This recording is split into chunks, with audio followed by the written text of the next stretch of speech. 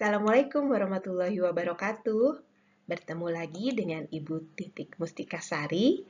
Hari ini kita akan membahas mengenai sistem persediaan dan metode persediaan. Apa yang dimaksud dengan persediaan?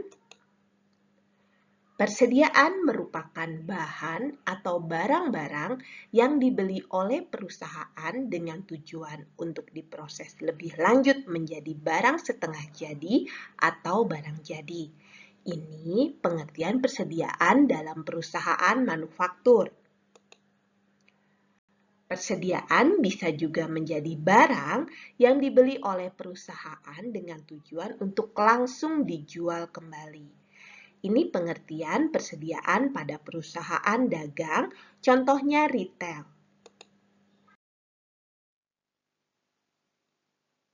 Sistem pencatatan persediaan dibagi menjadi dua. Yang pertama, sistem fisik atau periodik, disebut juga physical inventory system. Yang kedua adalah sistem perpetual atau perpetual inventory system.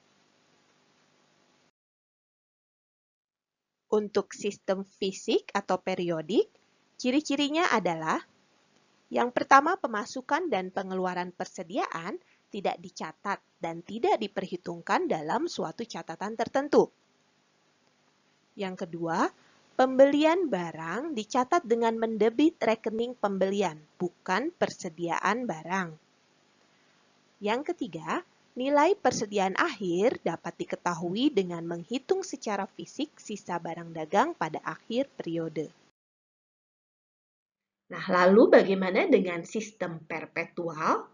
Ciri-cirinya yaitu, yang pertama, dalam sistem ini setiap transaksi baik pembelian maupun penjualan barang dagang langsung dicatat dalam jurnal.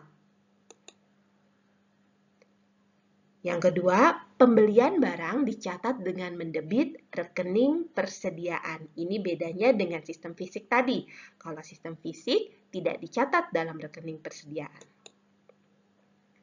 Yang terakhir adalah nilai persediaan akhirnya dapat diketahui setiap saat dari jumlah pada rekening persediaan.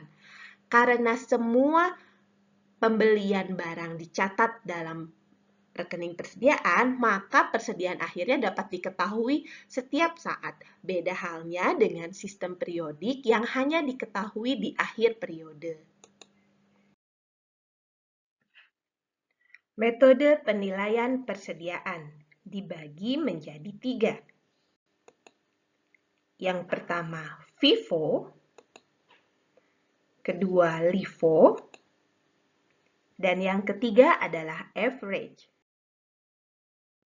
Kita akan bahas satu persatu ya. Yang pertama, metode FIFO atau kepanjangannya First In, First Out. Dalam bahasa Indonesianya disebut MPKP atau masuk pertama, keluar pertama. Kegunaannya yaitu, barang yang masuk terlebih dahulu akan dijual terlebih dahulu.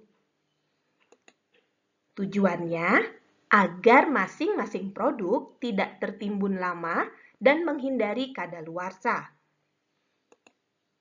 Kelebihan metode ini yang pertama menghasilkan harga pokok penjualan yang rendah, berikutnya menghasilkan laba kotor yang tinggi, dan persediaan akhir yang tinggi. Kekurangannya, yaitu pajak yang dihasilkan lebih besar dan labanya kurang akurat.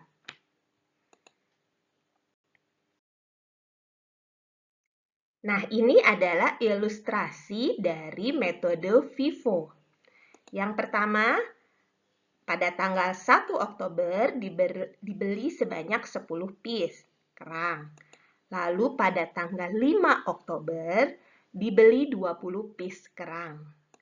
Dan kemudian ada pembelian lagi tanggal 8 Oktober sebanyak 12 piece kerang. Nah, ketika tanggal 11 Oktober dijual sebanyak 15 piece, maka yang dijual pertama kali adalah kerang yang putih sebanyak 10 piece yang dibeli ketika tanggal 1 Oktober. ditambah 5 piece-nya dari kerang yang dibeli tanggal 5 Oktober sebanyak 5 piece. Ya, bisa dipahami sampai di sini?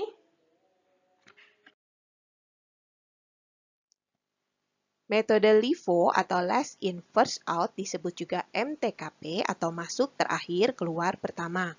Kegunaannya yaitu barang yang paling akhir masuk, maka itulah yang dahulu keluar atau dijual. Tujuannya untuk memudahkan proses penataan baik itu memasukkan maupun mengambil barang. Kelebihannya, yang pertama dapat menghemat pajak ketika inflasi. Yang kedua, laba operasi tidak tercemar oleh untung atau rugi fluktuasi. Kekurangannya, metode ini membutuhkan biaya pembukuan yang lebih mahal dan laba rugi yang dihasilkan rendah. Berikut adalah ilustrasi dari metode LIFO dengan soal yang sama yang kita pergunakan dalam metode FIFO sebelumnya. Pada tanggal 1 Oktober dibeli 10 piece kerang dan tanggal 5 Oktober dibeli 20 piece kerang, sedangkan tanggal 8 Oktober dibeli 12 piece kerang. Nah, jika dijual pada tanggal 11 Oktober sebanyak 15 piece dengan metode LIFO, maka diambil dari pembelian yang terakhir terlebih dahulu, yaitu pembelian tanggal 8 Oktober. Itu diambil seluruhnya sebanyak 12 piece dan ditambah sisanya 3 piece dari pembelian tanggal 5 Oktober. Yang terakhir adalah metode average atau rata-rata. Kegunaannya yaitu barang yang dikeluarkan dicatat berdasarkan pada harga rata-ratanya. Tujuannya untuk menghasilkan harga pokok rata-rata tertimbang. Kelebihan dari metode ini, laba cenderung sudah mencerminkan keadaan sesungguhnya. Namun kekurangannya proses perhitungannya cukup rumit. Demikian pembelajaran hari ini, terima kasih sudah menyaksikannya. Jangan patah arang dalam belajar karena sesudah kesulitan selalu ada kemudahan. Assalamualaikum warahmatullahi wabarakatuh.